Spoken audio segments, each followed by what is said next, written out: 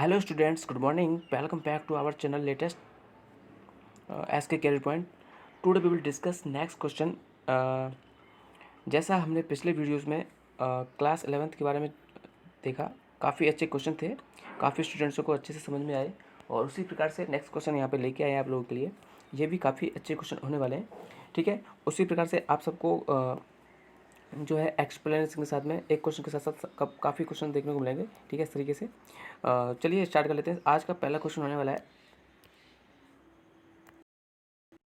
Students, पहला question है यहाँ पे time interval between entry of agent till appearance of sine and symptoms.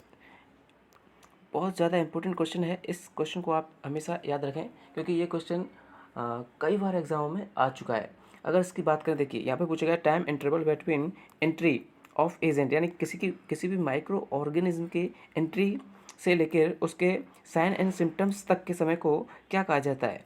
इसमें दिए हुए हैं ऑप्शन आपके लिए, ठीक है। यहाँ पे ऑप्शंस देखेंगे contagious, pathogenesis, incubation period and option D है प्री पैथोजेनेसिस। तो स्टूडेंट्स, मैं आपको यहाँ पे एक चीज़ बताना चाहूँगा कि ये जो क्वेश्चन है बहुत ज़्यादा इंपॉर्टेंट है, ठीक है। हमेशा एग्जाम में ये क्वेश्चन आता है।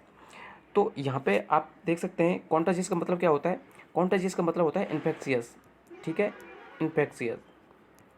तो ये तो इसका ऑप्शन नहीं होने वाला, गलत हो गया। दूसरी बात पैथोजेनेसिस, पैथोजेनेसिस का मतलब होता है किसी भी जो है माइक्रो ऑर्गेनिज्म की डिजीज़ होने की कंडीशंस, मतलब कितनी दर से वो पैथोजेनेसिस यानी कि रोग फैला रहा है, ठीक है। ये हो गई उसकी पैथोजेनेसिस, रोग की कंडीशन, किसी भी डिजीज़ की कंडीशंस किस तरीके से फैल रही है। और इंक्यूबेशन पीरियड, ये इसका करेक्ट आंसर होने वाला है, ठीक है। क्या होता है इंक्यूबेशन पीरियड। इंक्यूबेशन पीरियड क्या होता है, किसी भी माइक्रो ऑर्गेनिज्म के बॉडी में एंट्री करने के बाद में उसके फर्स्ट साइन एंड सिम्टम्स आते हैं, उस पीरियड को क्या बोलते हैं, इंक्यूबेशन पीरियड। बहुत ज़्यादा इंपॉर्टेंट है, इसको नोट कर लीजिए, ठीक है। और प्री पैथोजेनेसिस यानी पैथोजन की कंडीशन से पहले की कंडीशंस, ठीक है। पैथोजेनेसिस से पहले की कंडीशन को क्या बोलते हैं, प्री पैथोजेनेसिस, ठीक है। इस तरीके से इसका जो करेक्ट आंसर होने वाला है, क्या होने वाला है, इंक्यूबेशन पीरियड, ठीक है। चलिए अब बात कर लेते हैं सबसे ज़्यादा कौन से डिजीज़ का इंक्यूबेशन पीरियड होता है, ठीक है। इंपॉर्टेंट चीज़ है highest incubation period. Highest incubation period किसका होता है हाईएस्ट इंक्यूबेशन पीरियड। ये होता है दोस्तों लेप्रोसी का, ठीक है। किसका होता है, लेप्रोसी का। लेप्रोसी का होता है। और कितना टाइम होता है, 3 से 5 ईयर सबसे ज़्यादा होता है इसका। और दूसरी बात, इसको लेप्रोसी को किस नाम से भी जान सकते हैं हम, हैंसन डिजीज़ सकते हैं। बहुत ज़्यादा इंपॉर्टेंट है, ठीक है। छुआछूत की बीमारी जो लोग सोचते हैं, सोशल स्टिग्मा भी इसका नाम है, इसके नाम से भी इसको जान सकते हैं। दूसरी बात, जो सबसे कम लोएस्ट यानी कि सबसे कम इंक्यूबेशन पीरियड किस डिजीज़ का होता है, यहाँ पे बताएंगे आपसे। लोएस्ट ये मैंने आपको बताया था अभी, हाईएस्ट और लोएस्ट। लोएस्ट किसका होता है, लोएस्ट ऑफ कोलेरा का, ठीक है, कोलेरा। बहुत ज़्यादा इंपॉर्टेंट है, याद रखिए, हाईएस्ट और लोएस्ट, ये दो चीज़ मैंने आपको बता दी है, इंक्यूबेशन के पीरियड के बारे में बता दिया है। और ये चारों ऑप्शंस आपके लिए क्लियर हो गए, ठीक है। उम्मीद करता हूँ क्वेश्चन अच्छे से समझ में आ गया होगा। चलिए नेक्स्ट क्वेश्चन की बात करते हैं। नेक्स्ट क्वेश्चन क्या होने वाला है आप लोगों के लिए, देखिए नेक्स्ट क्वेश्चन बहुत ही अच्छा क्वेश्चन है, लेटेस्ट क्वेश्चन है। Identify the correct statement regarding Covaxin. प्यारे स्टूडेंट्स, कोवैक्सीन के रिगार्डिंग पूछा गया है, कौन सा स्टेटमेंट इसमें करेक्ट है कोवैक्सीन से रिगार्डिंग। तो चलिए बात कर लेते हैं कोवैक्सीन। सबसे पहले ऑप्शन में दिया है ड्यूरिंग प्रिपरेशन यूज ए एल्यूमिनियम हाइड्रोक्साइड वेफर, ठीक है। क्या पूछा है, ड्यूरिंग कोवैक्सीन की अगर बात की जाए तो ड्यूरिंग प्रिपरेशन यूज ए एल्यूमिनियम हाइड्रोक्साइड, तो ये तो ऑप्शन गलत हो गया, ये नहीं यूज़ में लिया जाता, ठीक है। कोवैक्सीन जब हम बनाते हैं तो एल्यूमिनियम हाइड्रोक्साइड यूज़ में नहीं लिया जाता है। दूसरी बात, स्ट्रेन NIV 2020-778, ये इसका करेक्ट ऑप्शन है, नहीं, ये भी इसका गलत है क्योंकि स्ट्रेन इसका ये नहीं होता है। स्ट्रेन क्या होता है इसका, अगर बात करें कोवैक्सीन के स्ट्रेन की तो स्ट्रेन NIV 2020 770 होता है, 2020 770 होता है, ये इसका करेक्ट होता है 770, लेकिन इसमें 778, तो उस वजह से ये इसका करेक्ट जो है गलत हो गया। नेक्स्ट ऑप्शन है यहाँ पे स्टोरेज टेम्परेचर 2 से 6, आप सबको पता है जितने भी वैक्सीन होते हैं 2 से 8 डिग्री पे होते हैं, तो इसको भी 8 डिग्री पे रखेंगे सेंटीग्रेड, ठीक है, तो ये भी इसका गलत हो गया। फॉस्फेट बफर सैलाइन यूज़, ये इसका करेक्ट आंसर होगा। क्या होगा? फॉस्फेट बफर सैलाइन यूज़, जो कोवैक्सीन होता है उसमें फॉस्फेट बफर सैलाइन यूज़ में लेते हैं। अब मैं आपको कोवैक्सीन के बारे में थोड़ा सा बता देता हूँ, जिससे आपको क्वेश्चंस पकड़ में आ जाए, और कोवैक्सीन से रिगार्डिंग कोई भी क्वेश्चन अगर आपको मिलेगा तो उसको आप आसानी से कर सकते हैं। देखिए कोवैक्सीन सबसे पहले मैं आपको बताऊँ किसने बनाई है? भारत बायोटेक के द्वारा, भारत बायोटेक के द्वारा, ठीक है, भारत बायोटेक के द्वारा बनाई गई थी। दूसरी बात, ये कैसी है? ये किल्ड वैक्सीन है। क्वेश्चन पूछा जाता है जैसे कोवैक्सीन लाइव है या किल्ड है, उसी प्रकार से ये कैसी वैक्सीन? किल्ड है। और किल्ड है उसके साथ में ये क्या है? हीट इनएक्टिवेटेड, ठीक है, हीट इनएक्टिवेटेड होती है ये,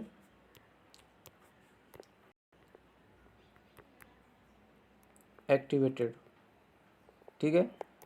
और दूसरी बात क्या है इसमें? ये जो है इसमें वायरस क्या होता है? इसमें खुद वायरस होता है, क्या? कोरोना वायरस प्रेजेंट होता है, कोरोना वायरस प्रेजेंट होता है इसमें वैक्सीन्स में, ठीक है, ये याद रखने वाली बात है। और यहाँ पे जो इसकी डोज होती हैं, डोज कितनी लगाई जाती हैं कोवैक्सीन की? कोवैक्सीन की 2 डोज लगाई जाती हैं। कितने टाइम पीरियड में लगाई जाती हैं?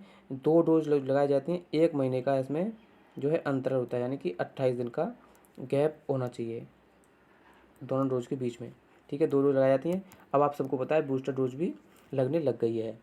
उसी प्रकार से अगर बात करें इसमें इसका जो टेम्परेचर मैंने अभी आपको बताया, टेम्परेचर इसमें लिखा हुआ है 2 से 6 डिग्री, लेकिन ये गलत हो गया।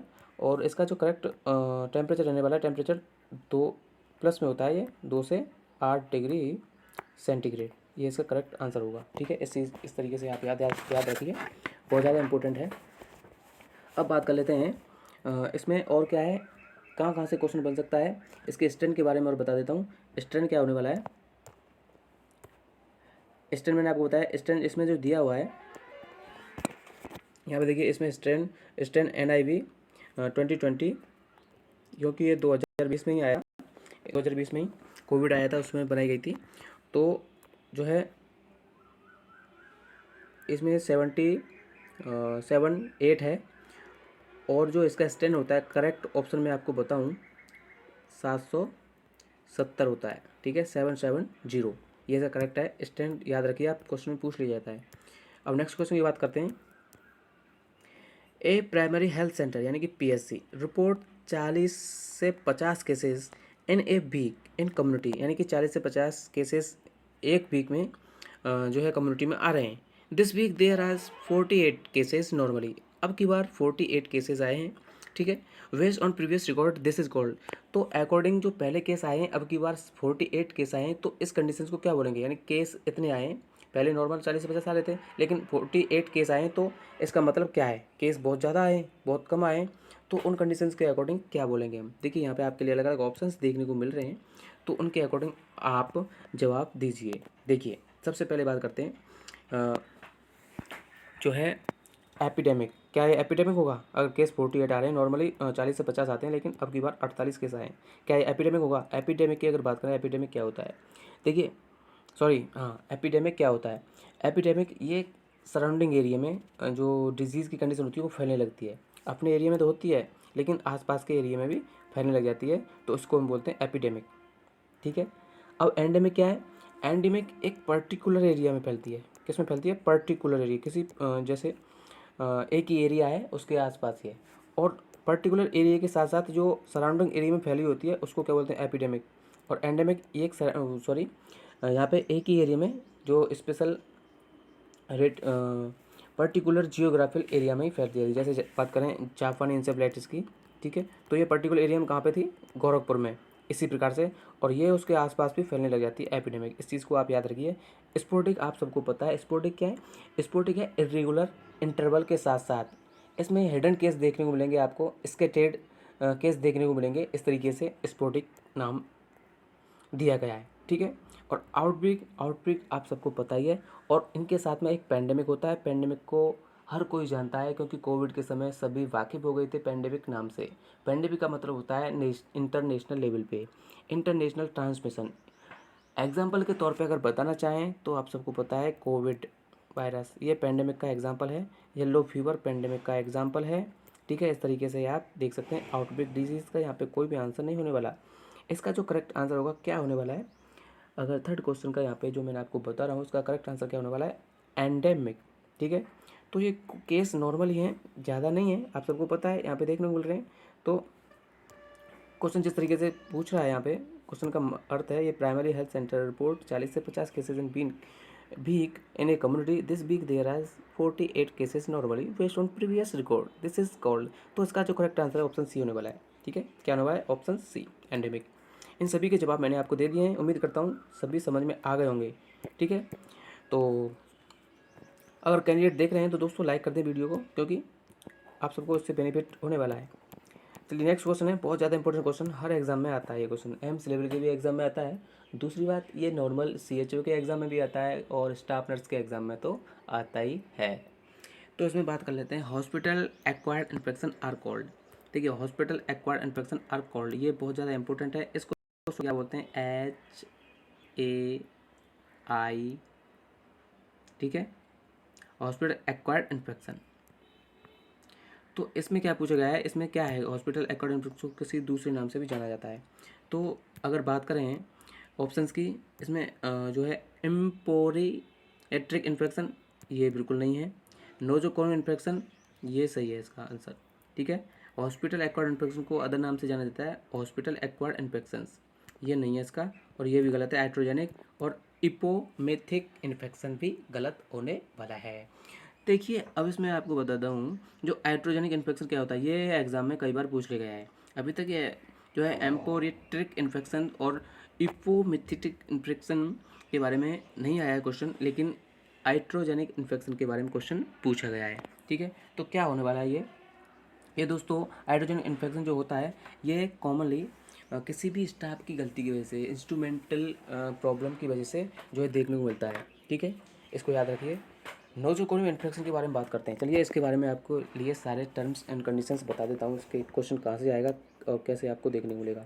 देखिए, अगर नोजोकोमियल इन्फेक्शन के बारे में बात की जाए तो सबसे पहले बात करूँ ये कब होता है। दोस्तों, भी पेशेंट जब वो हॉस्पिटल में एडमिशन लेता है, ठीक है, एडमिशन के 48 आवर में हॉस्पिटल में ही, या फिर डिस्चार्ज हुआ है कोई पेशेंट उसके 48 आवर तक, इन दोनों के टाइम तक के पीरियड को अगर किसी पेशेंट में इन्फेक्शन हो जाता है तो उसको क्या बोलते हैं, नोजोकोमियल इन्फेक्शन। याद रखिएगा। ठीक है, ये बहुत ज़्यादा इंपॉर्टेंट है, इसी तरीके से क्वेश्चन पूछा जाता है। अगर कोई पेशेंट डिस्चार्ज हो गया है, डिस्चार्ज के बाद में कब तक, 48 आवर तक अगर इन्फेक्शन लग रहा है उसको, तो क्या नाम देंगे, हॉस्पिटल एसोसिएटेड इन्फेक्शन। दूसरी बात, अगर एडमिशन के, आप सबको पता है पेशेंट हॉस्पिटल में ही है, यानी कि 48 घंटे तक अगर हॉस्पिटल में ही है, तो अगर उसको इन्फेक्शन हो जाता है तो उसको क्या नाम देंगे, नोजोकोमियल इन्फेक्शन। ठीक है, अब बात कर लेते हैं इसकी कि मोस्ट कॉमन कौन सा इन्फेक्शन है जो नोजोकोमियल इन्फेक्शन कॉज करता है। मोस्ट कॉमन की बात करें यहाँ पे, कौन सा इन्फेक्शन है, मोस्ट कॉमन इन्फेक्शन कौन सा है, UTI। ठीक है, बहुत ज़्यादा इंपॉर्टेंट है UTI। ठीक है, UTI किसके द्वारा होता है, इकोलाई के द्वारा होता है। ठीक है, इसको भी याद रखें। अब ये तो हो गया नॉर्मल UTI, ये मोस्ट कॉमन होता है, और एक होता है डेंजरस। सबसे ज़्यादा डेंजरस कौन सा होता है, डेंजरस होता है कौन सा, वेंट्रिलेटर एसोसिएटेड निमोनिया। ठीक है, इसको शॉर्ट में क्या बोलते हैं, VAP, शॉर्ट में पूछ लिया जाता है कभी कभी, तो उसको ध्यान रखिएगा। और पर्टिकुलर डिजीज़ का नाम होता है कौन सा, क्लेब्सिला। ठीक है, क्लेब्सिला डिजीज़ होता है ये, वेंट्रिलेटर एसोसिएटेड निमोनिया की वजह से होता है। ठीक है, तो ये कुछ क्वेश्चन थे आप लोगों के लिए, उम्मीद करता हूँ वीडियो काफ़ी अच्छा लगा होगा। एक क्वेश्चन के साथ में बहुत सारे क्वेश्चन क्लियर करवा दिए हैं। ठीक है, तो आज की वीडियो में फ्रेंड्स इतना ही क्वेश्चन है। नेक्स्ट वीडियो में आपके लिए और शानदार क्वेश्चन लेके आऊँगा, लेकिन ये क्वेश्चन जो लेके आ रहा हूँ मैं आपके लिए बहुत ही शानदार है, और एग्जैक्ट आप सब देख सकते हो ऐसे क्वेश्चन हमेशा आते हैं, और इनके जो ऑप्शंस हैं उनको क्लियर करके चलोगे आप, क्योंकि जो क्वेश्चन प्रीवियस एग्जाम में आ जाते हैं उनके ऑप्शंस को पढ़िए, क्योंकि उन्हीं से क्वेश्चन आता है। इस तरीके से मैं क्वेश्चन फुटअप करके लाया हूँ आपके लिए, बहुत ही शानदार क्वेश्चन है ये। ठीक है, इस तरीके से आप पढ़ाई के साथ साथ एक क्वेश्चन का रिवीजन भी कीजिए। ठीक है, मैं ये नहीं कह रहा कि मेरी वीडियो देखिए बस, आप अपनी स्टडी को कंटिन्यूस रखिए, स्टडी के साथ में क्वेश्चन रिवीजन कीजिए, उसके साथ में आपकी जो स्टडी है वो बेटर रहेगी। और आपको एग्ज़ाम में इससे सफलता मिलेगी, देखने को मिलेगी। ठीक है, तो स्टूडेंट्स आज की क्लास में इतना ही। नेक्स्ट क्लास कल आपके लिए लेके आते हैं बहुत ही शानदार क्वेश्चन के साथ में। ठीक है, तो अभी के लिए इतना ही। Thank you. जय हिंद, जय भारत।